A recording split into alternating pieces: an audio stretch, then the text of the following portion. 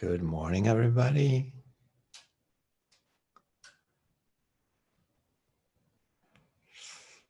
Nice to see you here.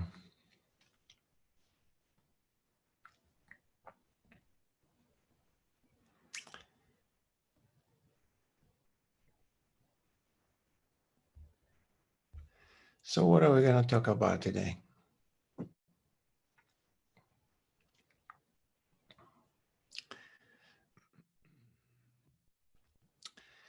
Do you remember, let me see. I'll show you something. Manage here. Do you remember this sketch? This is the the sketch we did about the vertical dimension, yeah? Remember? Yes, good. And then, do you remember this one? This one as well? This was the one we did representing the ego as a triangle, as a pyramid, remember? Where the self, we talk about the original self at the bottom, and then the various layers of education and information that creates the ego. Yeah. So this morning I was like, well, I would like to put these two together, because if we take this pyramid and we put it on top of the previous one, so if we put it on top of this, like a triangle, it would work very well to show you something I wanted to talk about.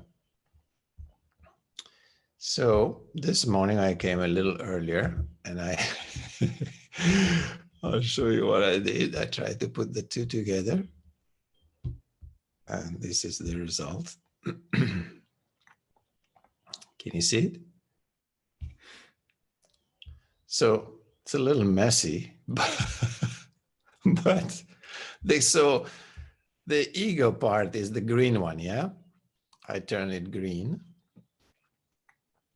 and it almost matches pretty well. So this is like to visualize things, because sometimes it helps, yeah? Now, nothing is so schematic in our being, of course, and the whole thing is so fluid, yeah? But sometimes it helps for the mind to create a little bit of a visual graphic thing. So here we have a superposition of the green triangle, which is this, which represent the egoic self, where we said the top part of this green triangle is the conscious mind. So the one we are able to see, our thoughts mainly. And they pretty much correspond to our head, which is where they belong to, yeah? So the thinking mind, the conscious thinking mind, is here in the head. Perfect. That's the right place. Now, of course, the dimensions are not, see, the self got a little bit off here, but use your imagination. Then, as we go down, we're going to have an area here, which is the heart and representing the feelings. Yeah. I didn't draw it here because I didn't have time. So this chest area, or this our little blue fellow, is going to be the feelings. And then going back, continue to go down, we come to the hara, the belly. And look at this guy here. The original self is there too. What a coincidence. So beautiful. It works. So why does it work? Because I wanted to show you how the conscious mind, it's the most visible thing to us. Yeah, when we close our eyes, the most obvious thing and most immediate, and the one that takes most of the inner space, is the thinking mind. Yeah, so we have to start from what is most obvious. There's no point in trying to go for the formless, invisible, subtle, if we cannot see even what's in front of our nose, right? So that's part of our practice is, okay, we start from what is most in the foreground. So in our head, which is very visible, is the thinking mind, the conscious mind. The layer deeper than that, it'll bring us to the chest area, to the feelings. They're more subtle than thoughts. Nevertheless, very connected to the body, more connected to the body. So we can feel them easily if we tune into it. Deeper than that, we're going to go into the belly, yeah, which is obviously we enter the subconscious at this point, subconscious mind, and we are very close to the center of ourself. Okay. So I wanted to show you that, to have a visual, to talk about exactly that process, so that when we practice, first of all, we ground ourselves in the physical body. Yeah, that's the first step. Because if we don't have that grounding, those strong roots, anything will just blow us away. Yeah, because we have to, as we go in, we have to be ready to face several storms, among other things. Yeah. Storms might be made of thoughts.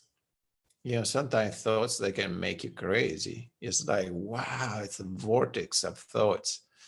And there's a lot of things happening on the outside world that affect that too. Yeah.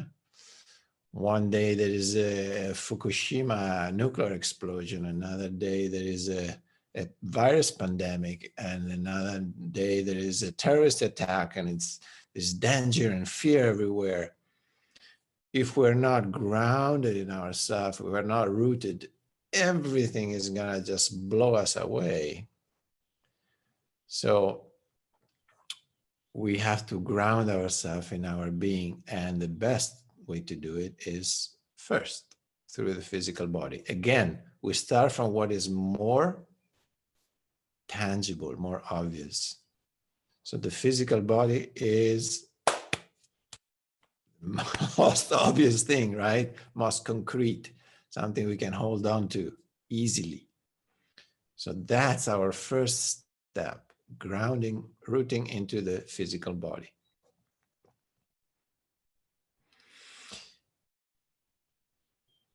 We have the anchors to work through that, yeah? Then we have the breath. We have breathing into the belly, connecting the belly both with prana and with earth energy. Very important, because that's what grounding means. Yeah, when I asked my master Osho one day, I asked him, what does it mean grounding exactly? You know, we talk about a lot about grounding and centering. And he said, well, grounding means when you allow your center, your hara center, your gravitational center in your belly to be flooded with the energy from the earth. This is exactly what he said. When you allow your belly to be flooded with the energy of the earth, then you're grounded. Obviously, for that to happen, what has to happen is a relaxation of the belly, a relaxation of what stays above the belly, which is the diaphragm. So the breathing can actually go deep into the belly. And then we just visualize and allow the belly to be just falling towards the earth and allow earth energy to move into the belly. At that point, we are grounded. Yeah, so it's quite a physical process, nothing too metaphysical, nothing too spiritual or woo-woo, you know? It's like we're talking about solid physical process. You can sense it when it happens. You feel your belly going like relaxing, expanding. You feel a sense of well-being in your belly suddenly. Yeah. So nothing too complicated, just something to practice. So that's the first step, to ground ourselves. And then centering. What does it mean, centering? Well, centering means when, again, you bring all your attention to that center in your belly, the Hara center, and you rest your attention there. You just perceive it as a solid presence in your belly, like a center of energy, center of gravity. So anytime there is a storm, something that, whoa, I'm going to be blown left and right, up and down, help. You bring your attention there, you suddenly will feel like, oh, okay, here I am. And things will not blow you away anymore so easily, because you have a center and you're grounded. Okay? Once we have this centering, this solidity, then we can also go in and face the inner storms, not only the outer storms. Yeah? Because as we go through this process, starting again from what is more visible, which is thinking mind, thoughts. Yeah, that's the most obvious thing. They're so obvious that it's like, sometimes you feel like, I can't stand this movie anymore. Get out of here. Stop. Right? Well, we know that is not. Just saying stop is not enough.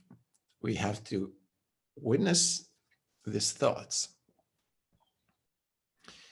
And through witnessing, we create a distance. That distance takes away power from the thinking mind. Because it's our identification with the thoughts that gives them energy.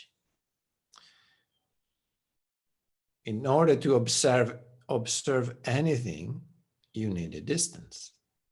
Yeah. If you put your nose against the mirror, you cannot see yourself. You know very well, right? Everything is blurry, you don't see yourself.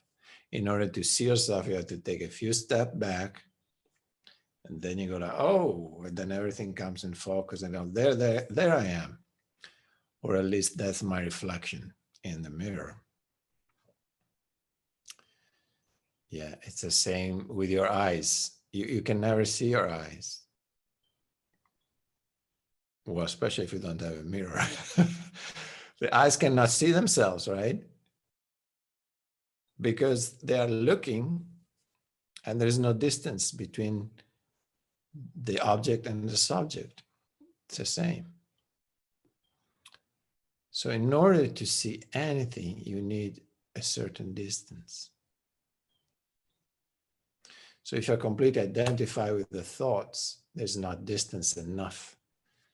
So that's why observation, witnessing, moving back into the witnessing consciousness allows you to, oh, okay, I see now.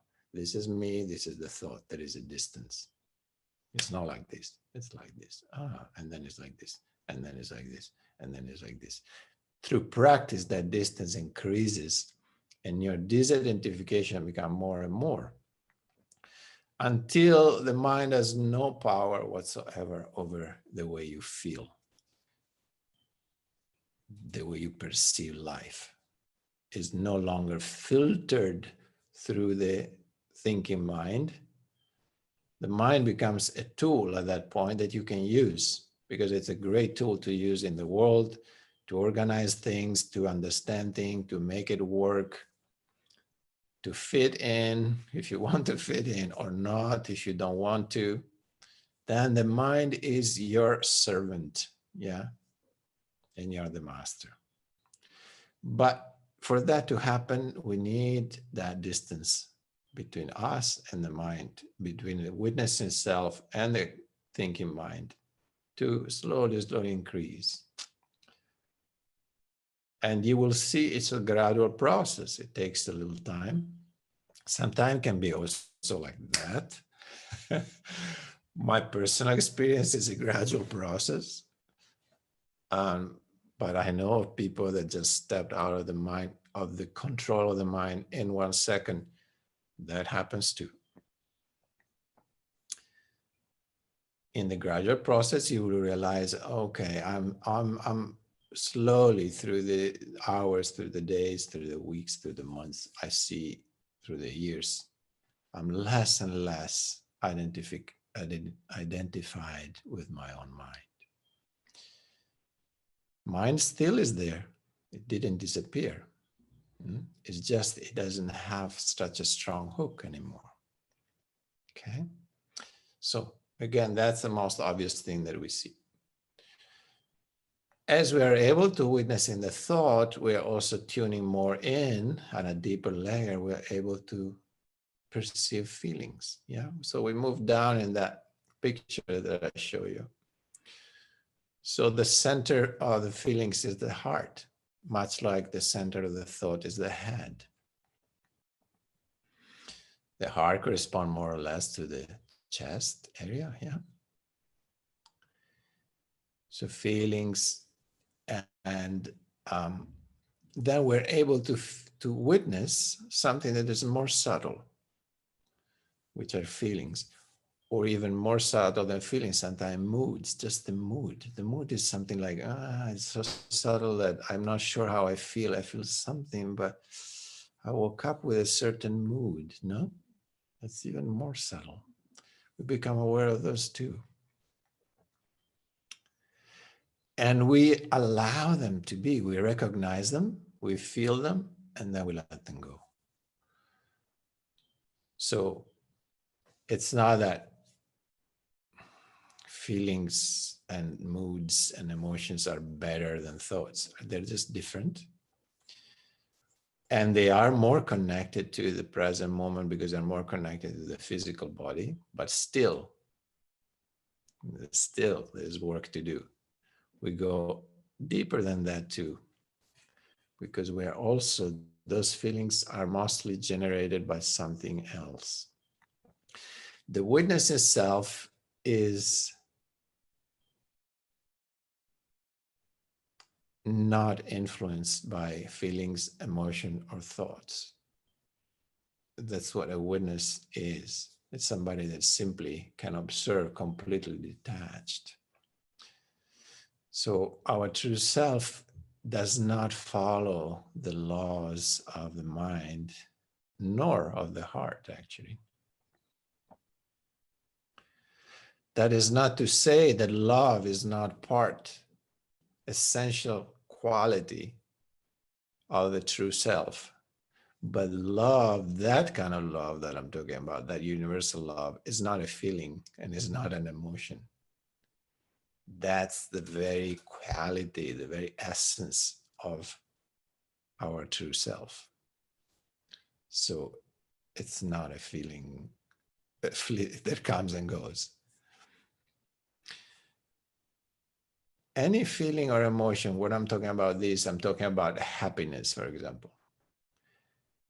You know, when there is the opposite of that, it's not an essential quality of the self. Happiness and sadness are two sides of one coin. They're both something that appears and disappears, that comes and goes.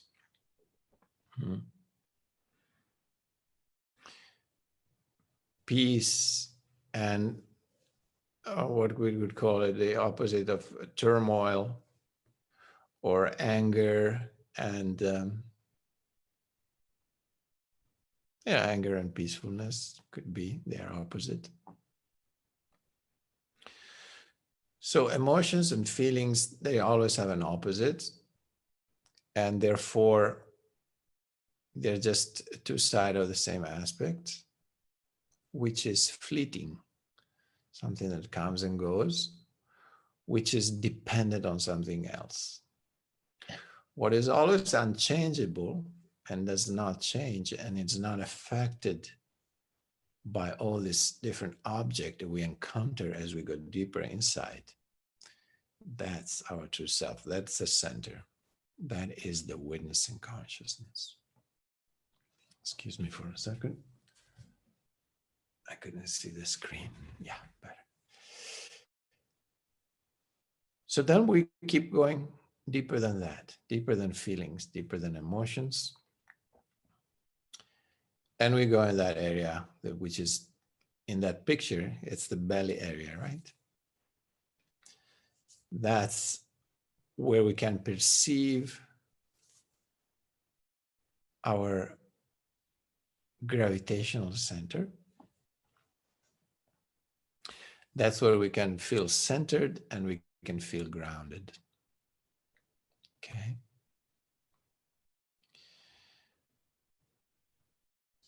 But that is not now, because we have been moving from top down. It doesn't mean that that's the last thing we need to do. Actually, it's the first thing, because we said in the beginning what we do, we ground ourselves first, right? Through the body.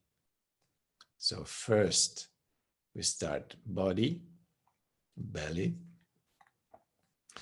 Then from there, we're able to witness the inner landscapes that keep changing, things that come and go, thoughts, feeling, emotions, memories, imagination, anything, it's all like floating in this inner space, keep changing. And sometimes they're strong, sometimes they're not just floating, sometimes they're storms. But if we are grounded, we can simply, we have the ground, we have the capacity to withstand, because what we need to do is to accept and let everything that is, let everything that wants to arise. Remember? Choiceless awareness. Choiceless awareness means I allow. See, if there are strong emotions, I cannot just keep pushing them down in the subconscious because I cannot deal with them. Once I'm grounded, I can deal with them. So I let them come up if they want to come up. And I go like, okay, what does this feel like? Oh yeah, it's anger actually. Okay, wow, feel it. What is it? What's behind it? No? And we keep digging in. Go to the center of that anger and find out what is the root of that. Through that process of acknowledging and allow ourselves to feel, we integrate those parts that have become fragmented and put into the subconscious somewhere or in the conscious. Yeah. So this is a process of integration. So by moving, observing thought and feeling emotions, anchoring in the body, we are able to become whole slowly, slowly. No more 1,000 fragments of things that we haven't processed, we haven't seen. We're able to bring the light of our awareness in the darkest part of the subconscious as well. It happens by itself. But we have to start from the conscious. So first bring light to what is more relevant, what is more in the front, which is thinking, right?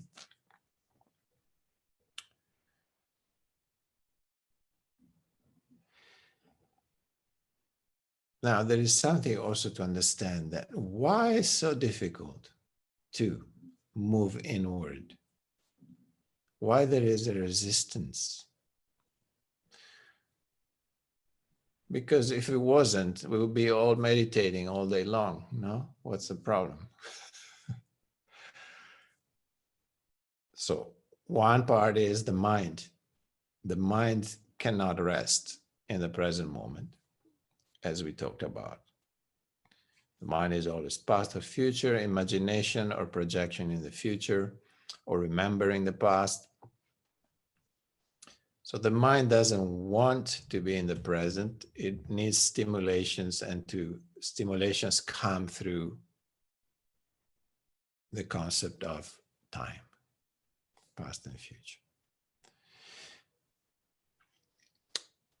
But deeper than that, especially when we start observing feelings and emotions,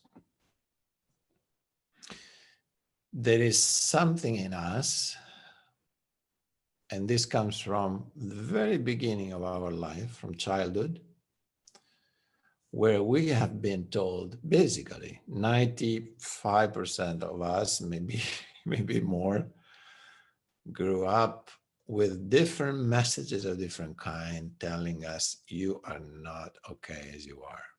You're not enough. You can be better. Yeah. In many different ways, some really subtle, some really obvious. But these messages kept coming from the outside. So we have to be watchful that we don't sit and practice projecting again that idea, I'm not good enough as I am. That's why I have to meditate. Yeah. Be very careful. I have to change. I have to be something better. Yeah. This is the ego again. It's the ego that is meditating then.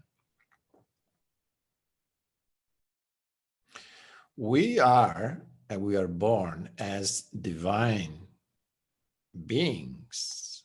We are complete in ourselves. We are perfect. We are part of the divine existence. We are an expression that took form and shape in this physical form. There's nothing to improve to that, on that. Now, if the message when we grew up was like, you are this, you are just a divine expression, you are a goddess, you are a god in a human form. Oh boy, what a different, what a different mind we would have. What a different perception of who we are we would have now, right? So we wouldn't, at that point, we wouldn't sit now thinking, I sit so that I improve myself because I have to be better. I would sit feeling like, oh, I want to go and connect with my inner temple let me rest in that divineness that is me, that is my true self. That's the attitude we should have. I'm not closing my eyes and practicing observing with the idea that there is something wrong with me. Because if I start with that step, I start with the wrong step. But it's very common, and I'm telling you, we all have that. I'm just asking you to bring awareness to that when it arises. Bring awareness, okay, what is my motivation? What am I stepping into my practice this morning with? Am I stepping with an idea that there is something wrong with me or not? Okay. So that feeling that I'm not okay as I am and I'm not good enough and I should be better, it's not a very friendly feeling that we carry within ourselves. So moving into deeper layers of ourselves, it becomes challenging. It's already challenging, but if I am not friend with myself, If I have a condemnation towards what I'm witnessing, it's like, oh shit, I shouldn't feel like this, Oh, I'm thinking too much, I'm so tired. I should be a better meditator. I shouldn't think so much. Or I shouldn't have this feeling of anger arising now, no? We project that same thing, that same attitude in whatever we witness. We got a problem again, because then it becomes a loop. You cannot step out unless you accept, accept, accept. And to acceptance is a form of self-love, obviously. It's the opposite of I'm not good enough. It's the opposite. I am a divine expression. I love myself. I am love. But there is something I need to purify, which is this egoic self. The purification process happens through the witnessing, bringing the light of awareness to all the different aspects of our being.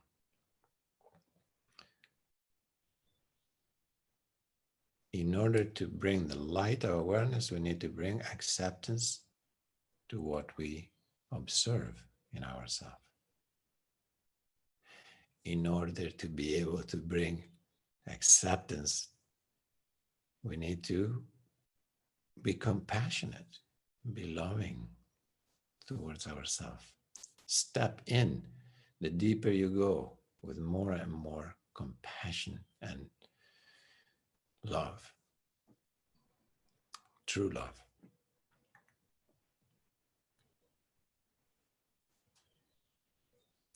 Then we're able to move deeper, layer after layer.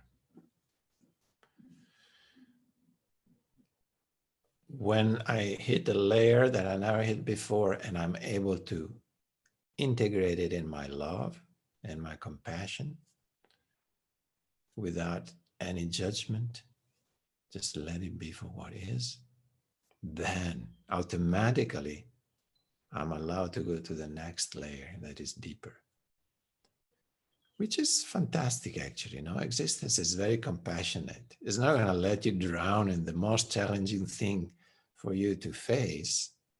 You can go one step at a time. As a matter of fact, you cannot. Existence doesn't allow you to go deeper if you first don't accept what is on top. So we start from top, and through the tool of non-judgmental, choiceless awareness, acceptance, and compassion, we are able to slowly move deeper and deeper within ourselves towards a center. In that center, and this is what I sense it, but I haven't experienced it completely, but it's definitely what the sages and the mystics and the masters have told us. In the very center of that center,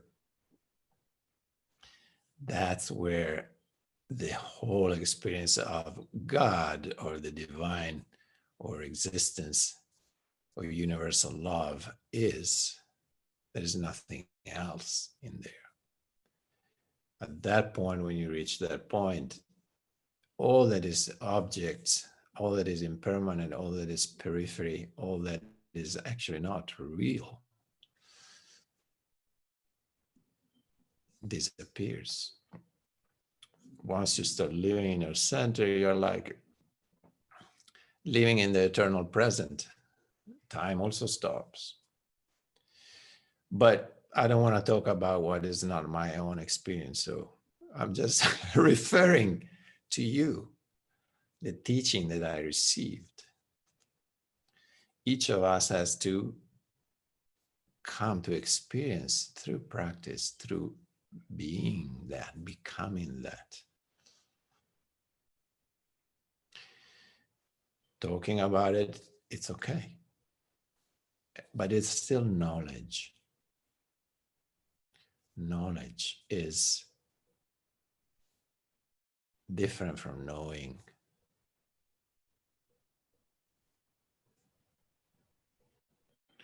Knowledge is something that you can conceptually, you can understand things, but it's not your experience yet. As you start experiencing more and more of yourself, as you go deeper and deeper, the knowledge becomes knowing.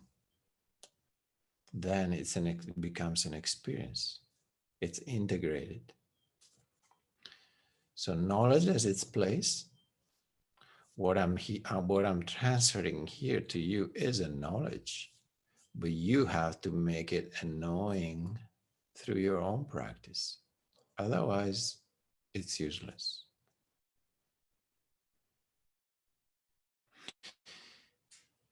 You can use it like a lamp, maybe. You know, whatever I'm passing on to you is whatever I receive from my master. I'm a link. My master is actually, the master is the existence, because we're talking about somebody that has reached their center. And from that place, they're sharing to us, sharing with us. Look, guys, this is how it is. This is once, let me tell you how it is, because I got there.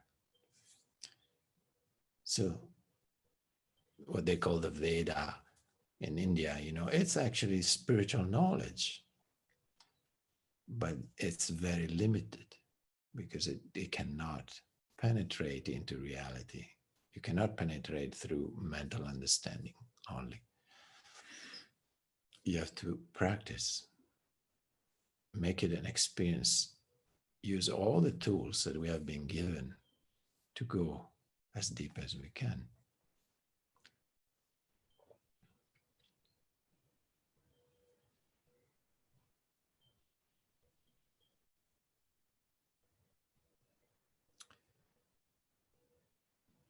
So each of us is on his own.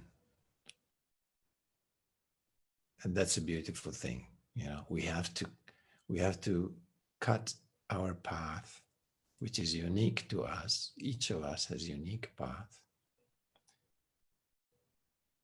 And one day we'll see, oh, look, all the paths go to the same place. Amazing. Yeah, how could it not be? You know, we all come from the source. We all go to the source. That's what our center is. But every path is different. We all come from different directions. Some are straight, some are full of curves, and some are rocky, some are smooth. There is a million of different paths, as many as people in the world. So you have to find and cut your own path through your own experience, through your own practice.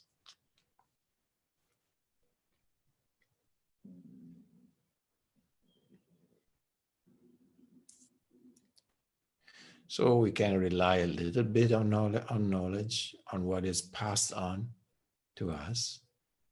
We are lucky. We are lucky that we have that knowledge. But it's definitely not enough. It's just the beginning of the journey. And we'll carry some tools with us through the journey that will help us. So we're lucky. We're lucky to have this understanding. So let's put it in practice every day. Now let's start now.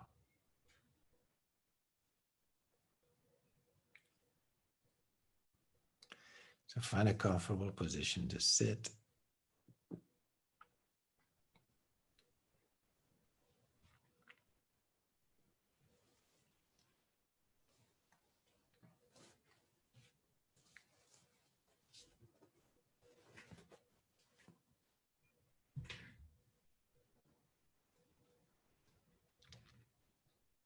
And when you're ready, close your eyes.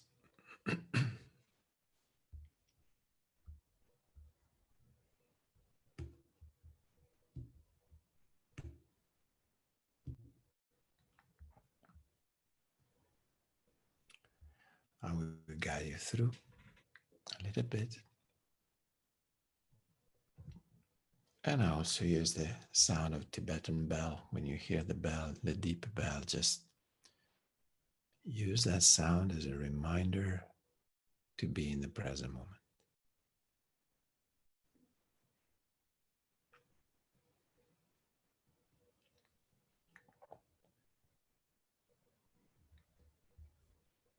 Starting to feel the body from inside and allow it to relax.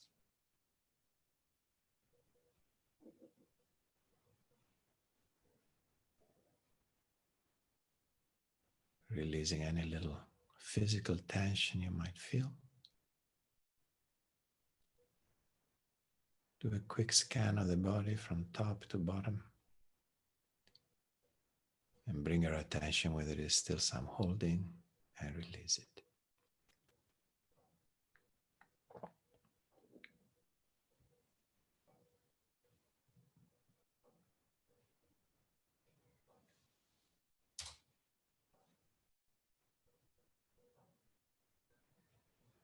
As we relax more and more, start becoming aware of the physical sensation of the weight of the body. And we allow ourselves to sink downwards into the pillow, into the chair, into the ground.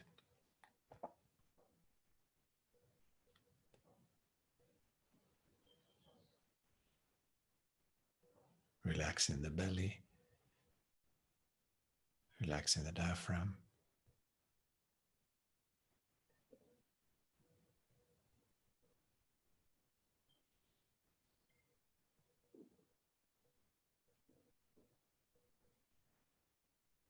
And by relaxing the belly, we create that connection between our belly and the earth energy. See if you can visualize or feel that connection between the belly and the earth. Letting the belly fall downwards. Don't hold anything.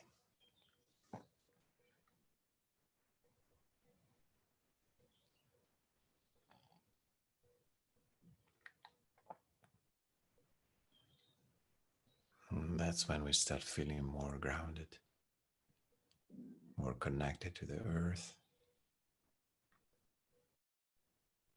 Like the base of that triangle, remember, it's a very wide base we're resting on. We're like a pyramid, very stable because it has a very wide base on the earth.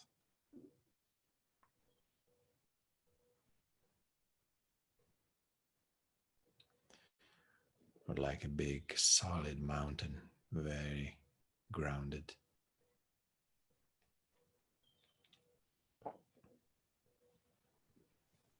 That's how our body feels like now, more and more like that.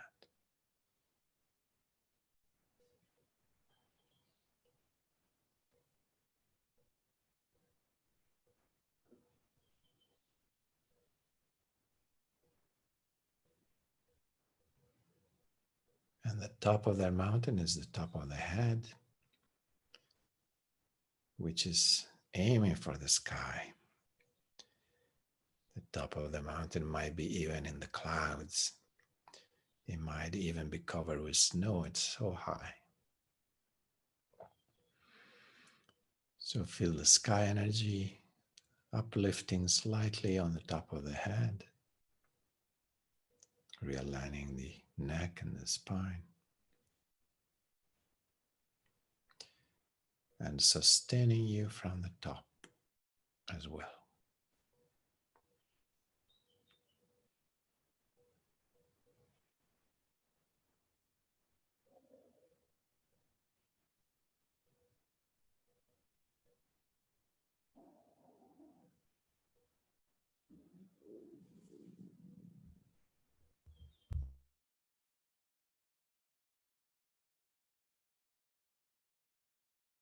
Between earth and sky, we observe that inner space where the breathing is happening beautifully with its own rhythm.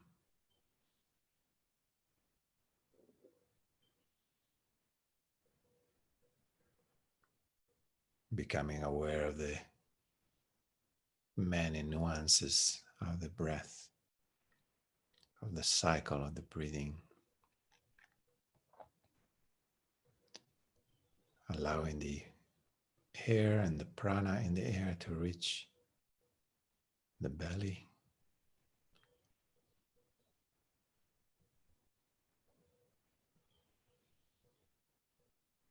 and completely relaxing and letting go with every out breath. Letting go into the present moment.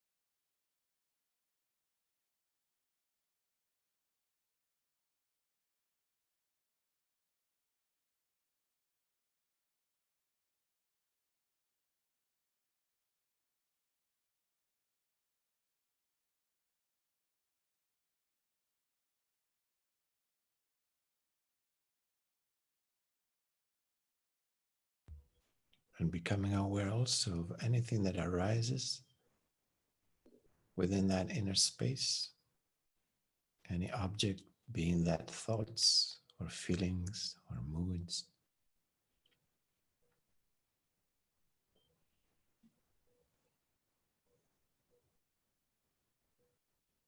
And through the witnessing, maintaining a distance, distant enough to be able to watch them arising, passing, and let them go, like clouds in a blue sky.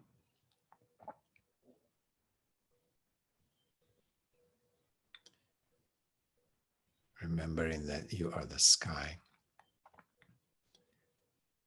which does not get affected by the clouds. It just contains them. It let them be. The sky let them pass through itself, knowing that they're just clouds.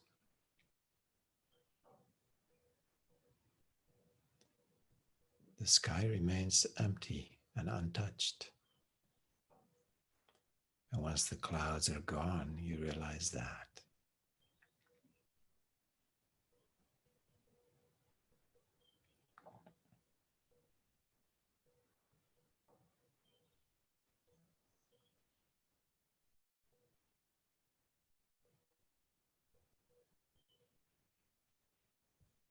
Every experience happens in that sky,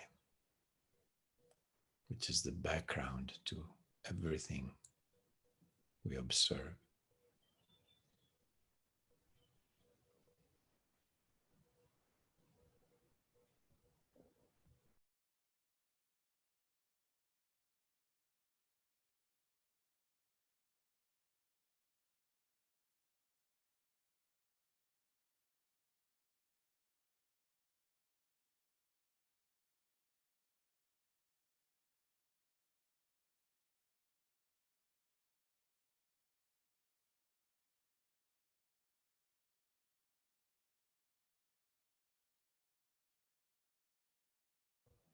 observing any judgment that might arise sometime. Let it go. Observing any preference that might arise, and let it go.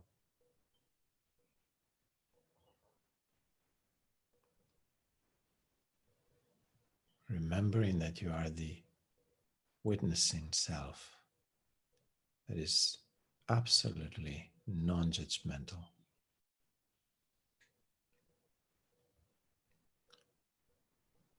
So ground yourself in that witnessing self in your practice.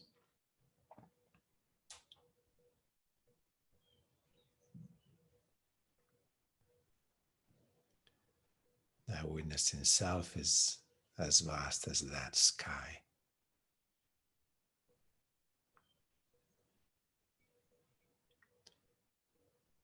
And it's unaffected by what crosses it.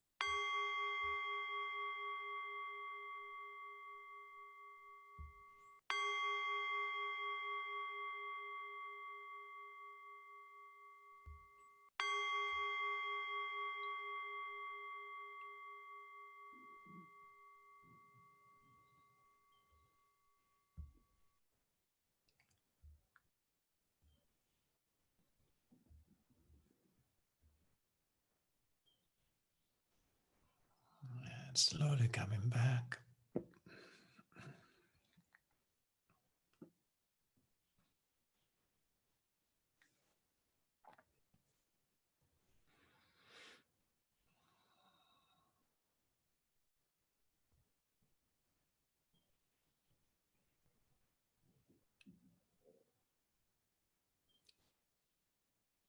See if you can maintain that sense of presence also in your body,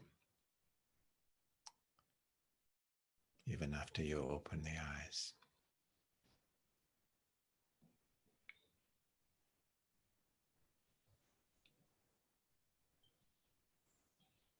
You're still here. Don't go anywhere. Stay here.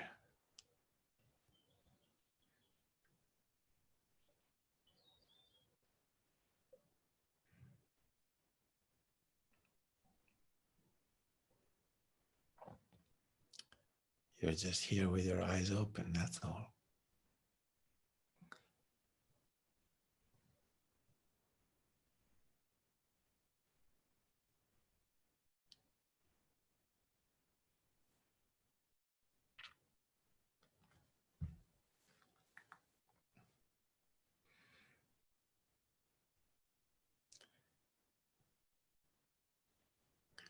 So I'd like to open the space if there is some sharing that wants to happen. If anybody has something to share or to ask or whatever, just raise your hand and I'll give you the mic.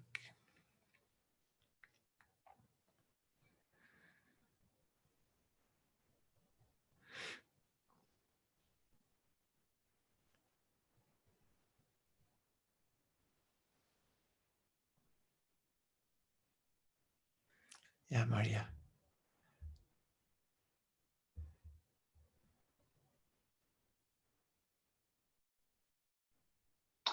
I realize how strong my thoughts come into the try to center and to go in contact to the present. And there are a lot of thoughts about the thoughts. So you should now be present and you should not think so much. And sometimes it was very helpful. I could smile at this. Yeah, okay. And I try, but it's really, sometimes it's just very fine, and sometimes it's really hard to get in contact. There are pictures and stories, and everything, yes, goes around.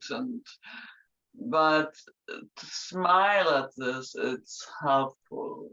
Yes, yes. Very true. That's a good, it's a good technique. Because after a while, the more you observe how the mind functions, the more you understand it, right? You understand how it works. So again, that's what observation does. That distance that is created is through understanding. No? We observe, so we get to know. Through observation, we get to know it. So we observe the mind. The more we observe the mind, the more we get to know it, and we get to know how it works. Then we recognize, oh, this thought is just a judgment, is a thought about the thought, right? And now the mind is judging itself because it's thinking, you know? So it's a loop. But it's great. So you can only smile at that point. It's like, oh, this is an endless cycle. I see. Now I understand what's going on, right? So beautiful. So understanding comes through observation. And through understanding, we create distance. And slowly, slowly, through distance, we disidentify. Beautiful. A smile, it's a beautiful way to take distance. And you can even have a belly laugh, is even a bigger distance. Just have a big laugh about yourself and everything that you see, and you will see the mind stops for a moment completely. Yeah, beautiful. Thank you for sharing that. It's exactly like that. Thank you, Maria. Yes, smile on your face. Smile, it's an incredible weapon. And so is laughter. Because the ego is very serious, huh? The ego takes itself very seriously. Ooh, no screwing around here. I am the ego. I am. Are you really? I don't know if you are. You look like a shadow to me more than anything real. But it really believes that he is the center of the world. So it's very serious business. When you start smiling at it or laughing, it just goes like poof, like a balloon that loses the air, isn't it? It's all puffed up, and then you laugh at it, and you go like, it loses all the air, poor guy. It's like a fart. It becomes a fart.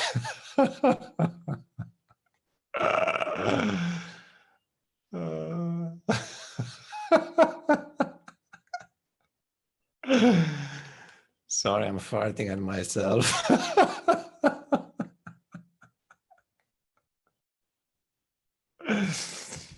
Okay.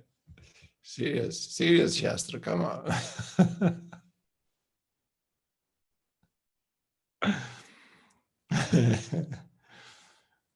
All right. Sorry. Anything else that likes to be shared?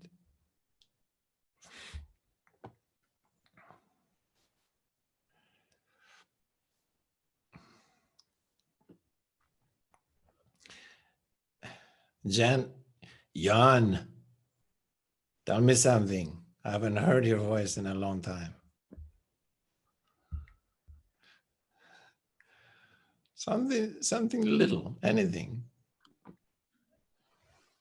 So, yes, How are you doing? I'm doing fine. Yes, I enjoyed this time very much. And I also came into a certain space of nothing. Yeah, Beautiful. it was beautiful. So, so I really enjoyed it. Yeah, I tried to stay there as long as possible, but it was difficult because of the mind. Yeah, How does it feel when you are in that nothing? very peaceful. Yes, Very peaceful. exactly. Yeah, it's beautiful. Yeah. Yeah. It's like you take a big sigh of relief. Now it's like, oh, God, here it is. Oh, oh, let me be here. Wait, stop everything. I don't want to go anywhere. Right? Yes, that's true. Yeah. Beautiful. Yeah. Yeah. There's a beautiful little gifts that come on the way. That it's like an encouragement, no? When we get this gift. Nothing to stay attached to, because as we know, whatever we get attached to is gonna go. In the moment you in the moment you are able to let go of it, it stays. It's very weird. And the moment you attach to it, it goes. It's very interesting how it works. But even if it's just a memory afterwards, because it remains as a memory, it's encouraging memory. It's like, oh, yeah, I love that. I want more of that. Then it's encouraging your practice. It's also good. Even that memory helps, because you're going to look for it again. You're going to try to, at least, you have a direction. It's almost like a lamp has been lit. In that moment, it's like, oh, yeah, I like this nothingness. I like this spaciousness. I want more of this.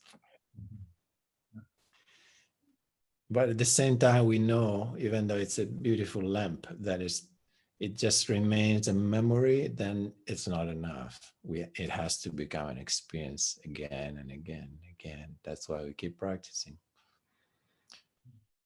without any attachment towards what we experience, and without any judgments, as we said before, with a lot of lovingness in the heart. Yeah, beautiful. Thank you, Jan, for sharing that. Mickey, did you want to say something? Hello, everyone. Thanks, Shastra. I'm not, this is very impromptu, so I'm Good, not good. We like thinking it. about it at all. It We just like. came to me like this. I was suddenly thinking about when I was still in South Africa and I lived close to a meditation and yoga center. Mm-hmm. So, and I was just thinking that was a time in my life where life was a breeze because I went on Mondays, I went the morning and the evening. Tuesdays I didn't go, and Wednesdays I had biodanza. I don't know if people know what biodanza is. It's dancing. Biodance, yeah. Yeah, dancing meditation. And Thursday I had meditation and yoga. Fridays laughing yoga, Saturday yoga, and Sunday meditation. Oh my, what a stressful week you had. It's not stressful. It was wonderful. And I thought I'd share this with you. That was the time in my life that I did most of so much. I achieved so much. I did ballroom dancing and Latin American dancing. I taught the flute. I organized concerts. I played concerts. Saturday afternoon, I played for an agent for marriages and all of that. So I was just suddenly thinking, how on earth did I do that? And I was so happy. I slept well. I ate healthy. So yeah, I was just thinking, you can't get enough of meditation. Which is wonderful. It is. Yeah. And It is. I think certain of us maybe we're not meant to function in this society. I think we're meant to just meditate and meditate more and in that way I felt in that time also that I served a lot. I gave a lot because I was just so nourished Exactly. and I had so much to give. So and Yes. yeah. So yeah, in the moment I'm a bit isolated. Mhm. Yeah, yeah, Yes. yeah. So thank you, Shastro. These sessions are just amazing because I feel afterwards I'm very creative Mm. after the Friday and Saturday sessions. It's like just doors open Yeah. and then by Wednesday it starts fading and Thursday and then Friday it's meditation. With you. Yeah. Yes. But Yes. I do sit every day, twice a day, and without that, yeah, I think I would be absorbed by all the worries and Yes. Yes. Out of balance. You would be out of balance. yes, yeah. Yeah. Thank you. I just wanted to share that. Thank you, Mickey, for sharing that. Now there are many important points you shared. The last one is important. Practice in the daytime is every day is what keeps us balanced, Yes. And And the evening as well, I find, because the evening there are things happening during the day. So I meditate in the first thing in the morning yeah. and then before I go to bed, because Uh-huh. then I don't take anything with me. Anything Yeah, that happens, good, I good. take Yeah, care. So it's nice I before sleep bed like a too. baby. Yeah. Yeah. And it's true that a lot of creativity comes out of meditation. So you will notice, and I noticed for myself, the 4 or 5 years I spent in the ashram in India, where there was a lot, my week was like that, but even more, like Mickey described. But after those 5 years, when I moved away, there was a wave, an incredible wave of creativity. I didn't know where it was coming from. I started doing all kinds of things that I never even imagined I would do. Creative things, It's almost like there is a lot of nourishment. Meditation is like food for the soul, That's what it is. So the more we nourished our soul, the more that soul has to, at a certain point, overflow. And it overflows through love, through creativity, through all this beautiful expression of being humans. And meditation itself, the practice, is creativity, because we are working in creating ourselves, isn't it? The most beautiful creation, it's us. So we're like cleansing so that this beauty can be seen. We're crystallizing this being, bring it up into the light so it can be seen and experienced and shared. So meditation itself is an amazing form of creativity. And from that, more creativity will come. Yes. Maybe I can just say something else. It's, I learned languages. I learned French when I was in South Africa, and I speak French because I live in France, and I'm learning Italian. And that also, it's, how can I say this? It's got to do with meditation because for a while I tried to learn Italian and I couldn't speak. I could read and write, but couldn't speak. And then in the meditation 2 weeks ago, suddenly I realized something. Instead of trying to speak, is to just be amazed by each new word that I discover, and each word that I don't know. Instead of being frustrated, just make it. It's a meditation. It's like wonderful. It's how can I say it? Discovering it, nourishing it, and make it your own. So um, mindful. Do it mindfully. That's what I'm trying to say. So even learning a language can be a mindful experience. Sure. Yes. Everything can be a mindful experience. Yes. As we said, drinking a cup of tea, washing the dishes, cleaning the house, making the bed, chopping the wood for the fireplace, if you have one.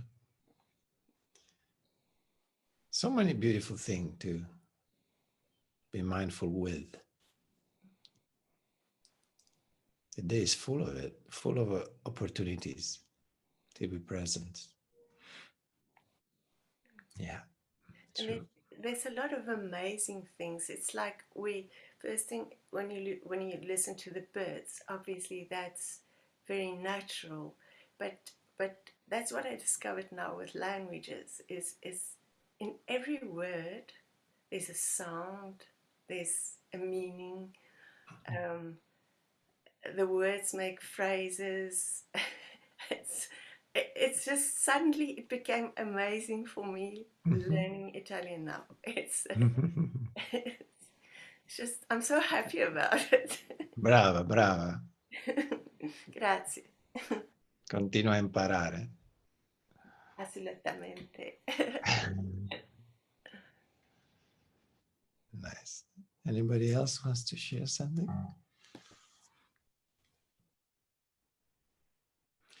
Yes, Simona. You have to unmute yourself. Yeah. I just want to say thank you so much. Yeah. Yeah, it's anchoring me all through the week. Mm. So this is very important. And I've learned a lot of things. I remember a lot of things. So that I know anyway. But you actually help to remind me. Yeah. And yeah, just want to say thank you. I really enjoy listening to you. Very, very welcome. I'm so grateful to have found you. It's so nice to have you here. And also a funny thing that happened today is I suddenly felt like I was chasing my own tail like a puppy. And and that was a funny moment because my mind was chasing my mind. So, and in that moment, there was a transformation, and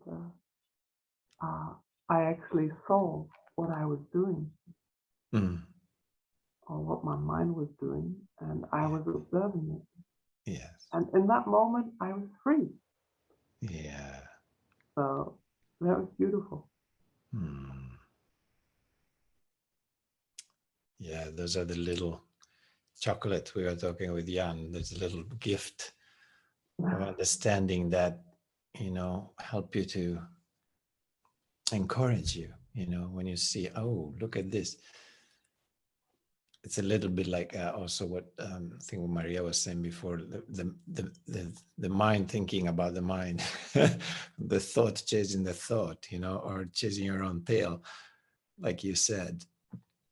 And then suddenly you go like, well, wait a second, I am the one seeing all this stuff. You step out, and that exact moment you step out, you are out. The goose is out in that moment. And yeah, those are beautiful little lamps that get lit in our practice. Yeah, thank you for sharing that. Thanks.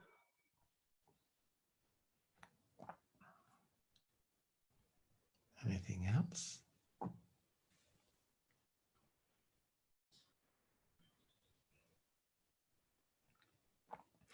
All right, I got your message. Thank you for doing that with Uma. Yeah. I'm happy to know you're in Auroville. It's a good place to be now. Super. You don't see anybody wearing a mask. Yeah, that's great. It's a perfect place to be. So enjoy it every moment. Squeeze the juice. Yeah. And it's more squeezing the juice now with the sessions and Mandala, and I've got a beautiful friend I share the room with, and we meditate together. Wonderful. And then since we make a lot of noise, so the neighbors downstairs now tell that, what do you guys do? And said, we do meditation. So maybe they want to join us now. Great. Very noisy meditation. Lovely. Very physical. Yeah. It's beautiful because we do the same meditation, but our timing is different. So I do it first thing in the morning and she does last thing in the night. So poor neighbors. Oh no. This is the mandala is a meditation where you run in place. So it can be quite noisy for your neighbor under your floor. Well, I The- hope you bring them flour once in a while. Then they have a noisy dog, so it kind of balances Oh, things. good, But good. no, but in Mandala, there was and of course with the sitting and everything, there was this moment when everything becomes so silent, and yet I was there instead of falling asleep, which is Yeah. my usual. But then I start to kind of freak out a bit. I mean, I love it, but I also kind of like run away. I'm like, how am I able to study if I'm like this? How am I able to do anything if I'm like this? So I kind of run away, and every day it gets a little more, and I get scared. And now that doesn't happen. So Good. Because you know who gets scared, right? mm, You know who is getting scared? it's What what is I it don't that is know. I getting kind of scared? start to shiver sometimes. It's like from the belly, some kind of scare. It's like Hmm. Yeah. Because it's a very unknown space, you know? Suddenly you're like everything, you know. It can be a pleasant experience, like Jan was saying. It's like, wow, it's so peaceful. I want to stay here, you know. But it can also be scary because like it's empty and it's unknown. And it's like, wait a second. Whoa, whoa. It's like the mind is losing control. It has no control in that moment, you know. So it can even be visceral, like you said, in the guts. Even your body might be like, wait, I don't know this space. What's going on? So you watch it. You just keep watching the reactions to that and realize fear is not part of your center anyway. It's coming from the outside. So when you see fears coming, it's okay. Just watch it and then you let it go again. But don't buy into fearful thoughts, and again, watch them and let them go. And slowly you become more familiar with that space. Your whole system, your mind, your body too, become more familiar with, oh, okay, I know this space now. I'm not so scared. I can let it be a little longer, you know, step by step. this really helps. Apart from the mandala, to just sit for some time in the day, Yeah. it kind of balances the The activity. Yeah. And activity can be beautiful meditation. Huh? And if any of you guys is a runner, you know that space when you go running.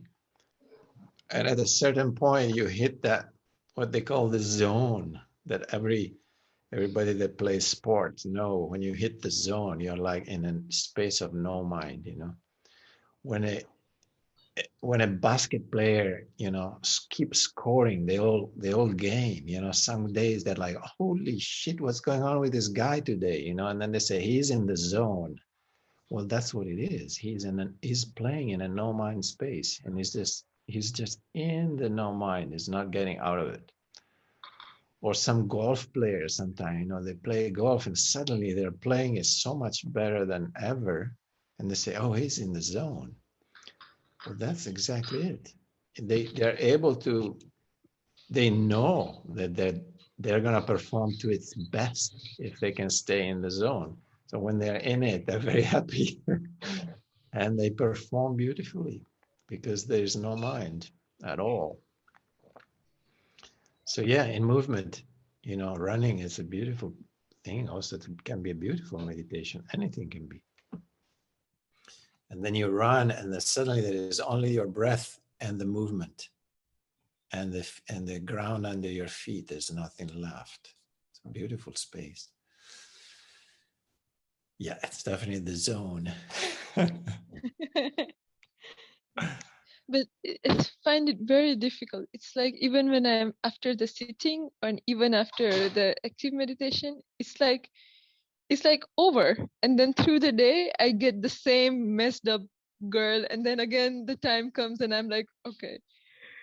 So Okay. I don't understand how to carry through the day. Through your awareness. Awareness is the thread The that thing. goes from sitting to doing. It's the same awareness. It's the same witness. When you close your eyes, the same witness and consciousness is there.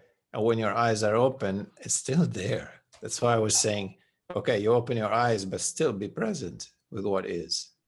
It's not over. The meditation is never over.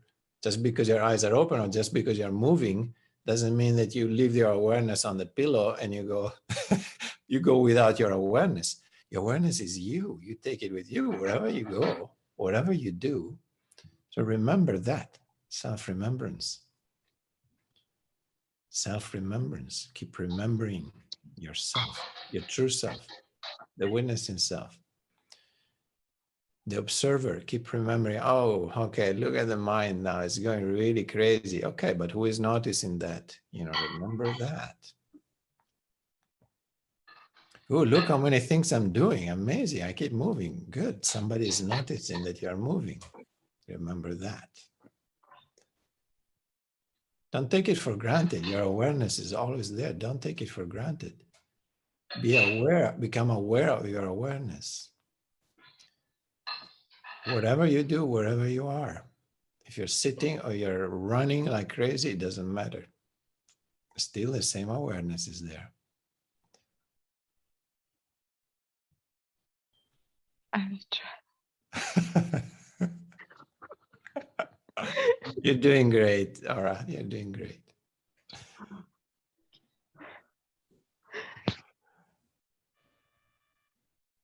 Okay, guys and girls.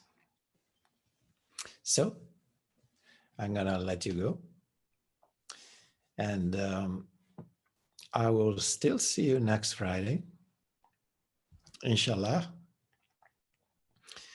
If the sun will arise, if we'll still be alive, inshallah, we'll see each other on Friday morning. Better not take anything for granted so we are more present. All right. Kisses, hugs. Namaste to everybody. Yeah. See you next week. Thank you. Thank you for your presence.